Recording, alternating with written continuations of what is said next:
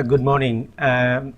It's really a great occasion to come and talk. And thank you, Matthew. Thank you, the team. Last couple of presentations, I was I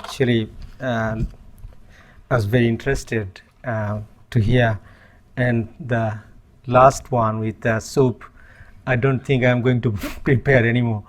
I'm going to buy. So I'm a professor of finance with a particular interest in sustainable finance, carbon finance, energy finance. But I didn't come to this what I'm doing now when I was in the beginning of my career, when I was thinking about neoclassical way of economics and financing. It has changed over time. Now I was talking with Stephen this morning, and I think we now are more connected and more close that the way we are thinking. And more interestingly, in the last 10 years or even more, I'm thinking, well, we really need a new system. We need a new financial system that talks about biodiversity, that talks about conservation, that talks about the future growth, that talks about our futures, that talks about our children, grandchildren, and grandchildren. It's more about an intergenerational equity.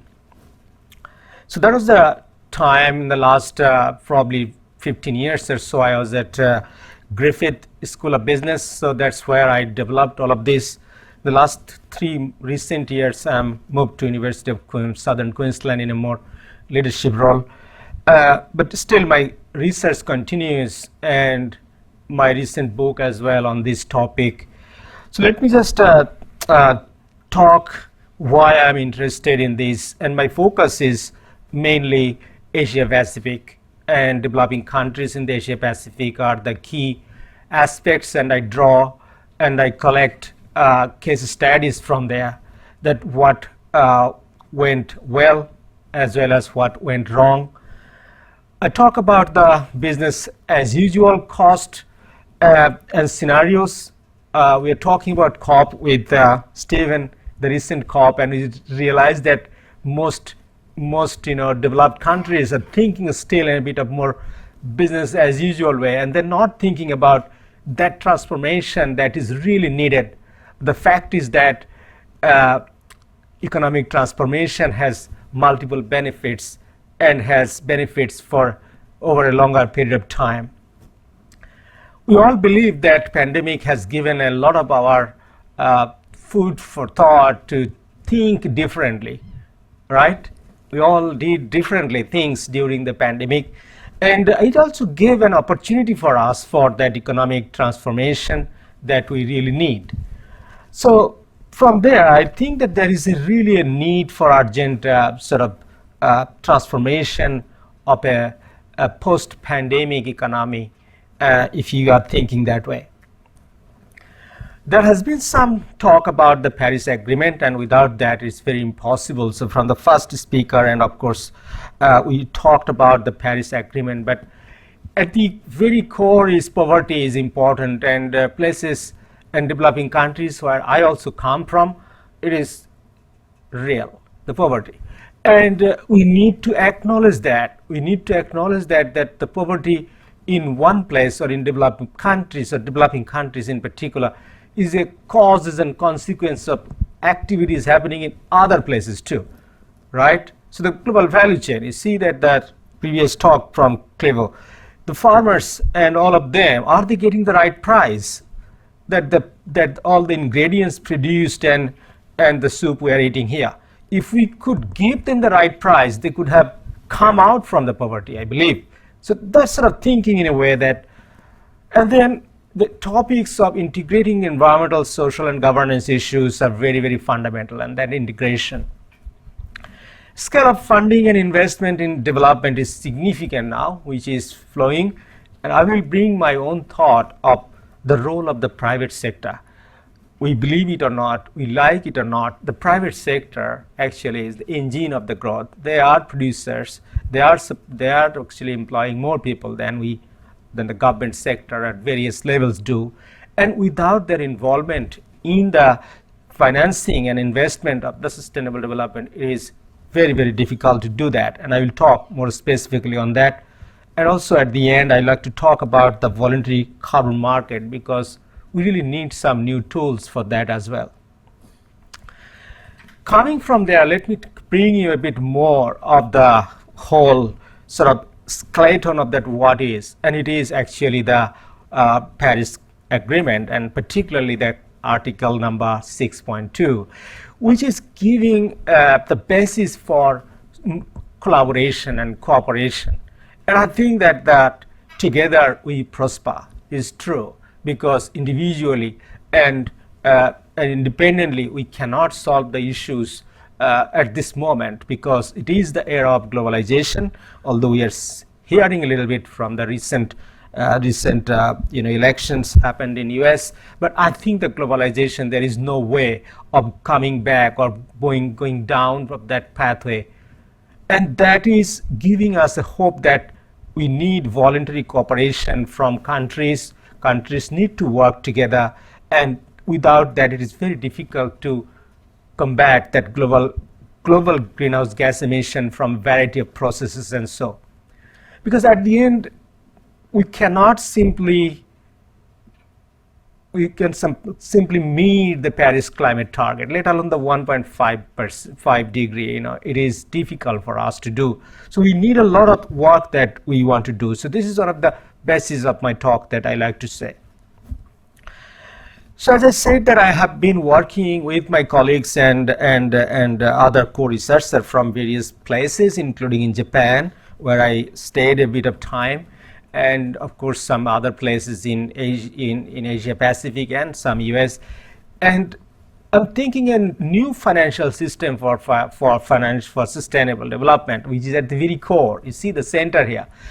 And on the left-hand side, you see the sources of finance, and we need to diversify the sources of finance. The developing countries' perspective is that they are mostly relying on the public sources of finance, but as we know that their public finance system is not very strong. So what should they do? What should they do?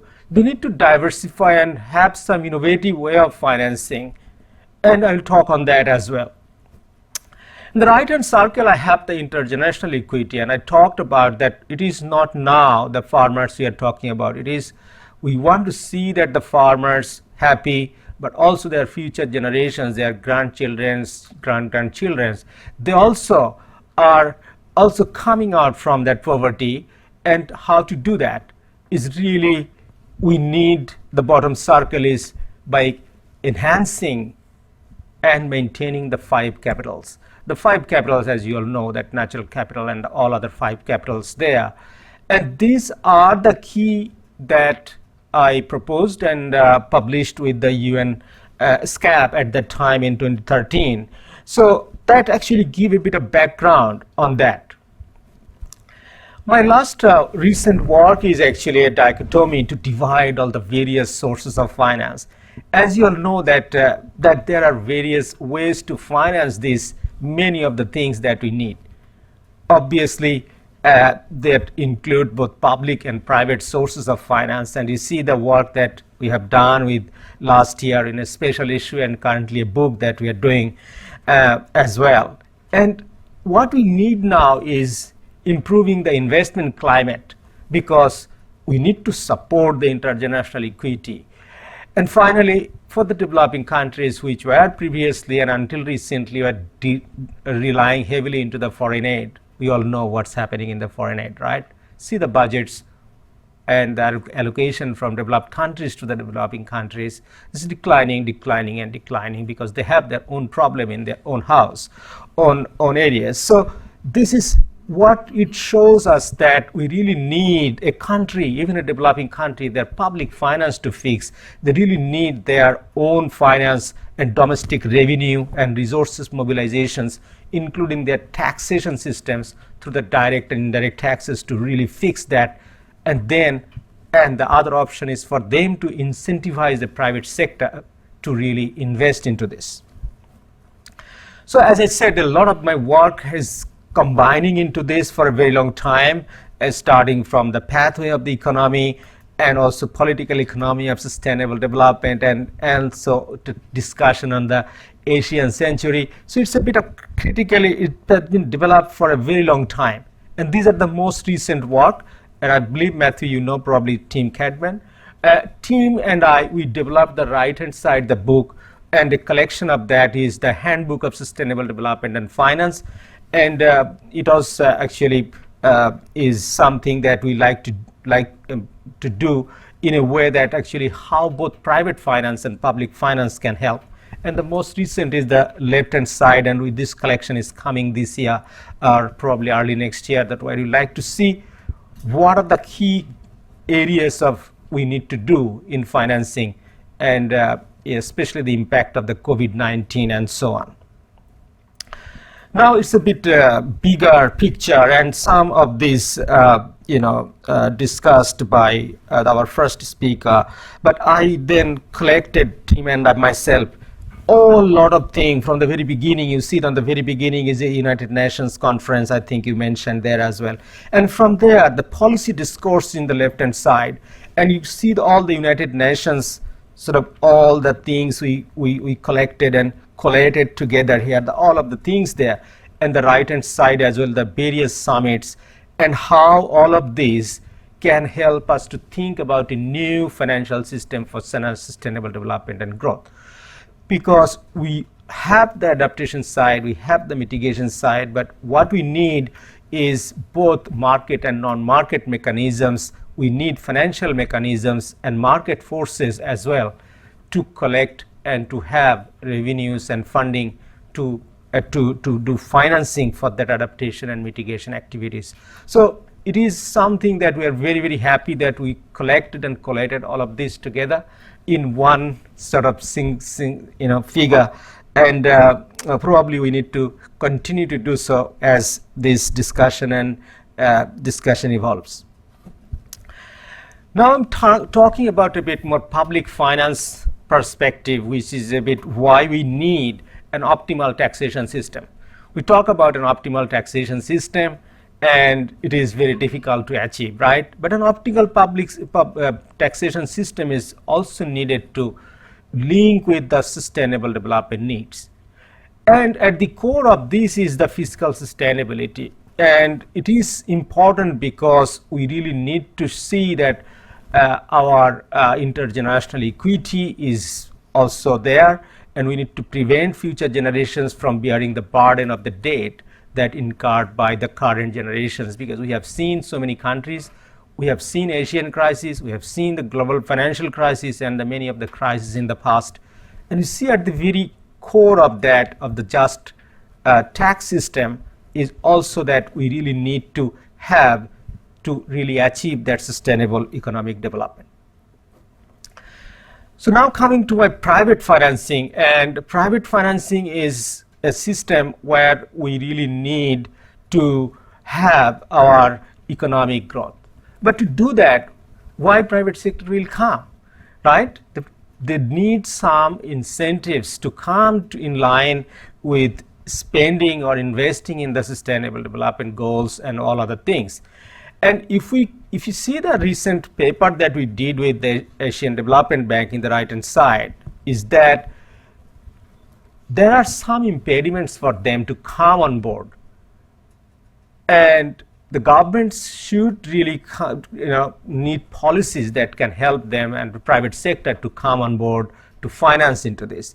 And one of the things is that they really need to have a rate of return which is comparable even more as compared to if they have to invest in a big project like an infrastructure project or as such, because their actual rate of return should be more than what they are spending there, otherwise they will not be coming into board. One example is credit guarantee scheme for them, because they also take a lot of credits, a lot of loans from others, and that is one way because why they will come on party, because they also have some risks for their loans and investments. So we really need that to bring them into the action. At the beginning, I told that especially developing countries, they are now receiving very little fund, very little foreign aid. So increasingly they are trying to find out some new tools to collect and find their own revenues. And one way is developing a good voluntary carbon market. And in this area, actually, Thailand has developed a very good system. And there are other countries, they're catching up as well. And you see there are various actors into this, that how these things happen. And also the credit delivery happens between various parties. And one party is there is obviously buying, which is mainly the private sector, who are polluting private sector, and the other parties are selling. So the key actors are there in the supply side and the demand side. As you see that in the demand side, the investors, the corporations, individuals, they are very highly polluting sectors, and they really wanted to buy that from those who are in the supplying, and those supplying is various, through their carbon projects. And I will bring some of the examples and cases as well.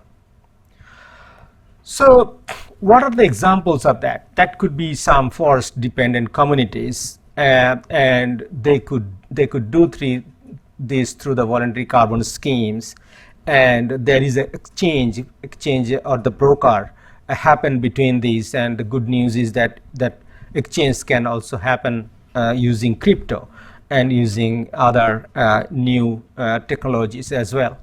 And corporations, that they have to really reduce their footprint, so they are really trying to really reduce their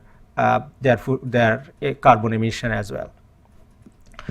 If we take a little bit of technology and also some of the terminology there, obviously the verified carbon standard, or VCS, is the measure there, and through this significant amount of carbon can be reduced. This is followed by the other areas, which is probably that gold standard. We heard about that. We heard about the other areas like climate action reserve and also other registries there as well.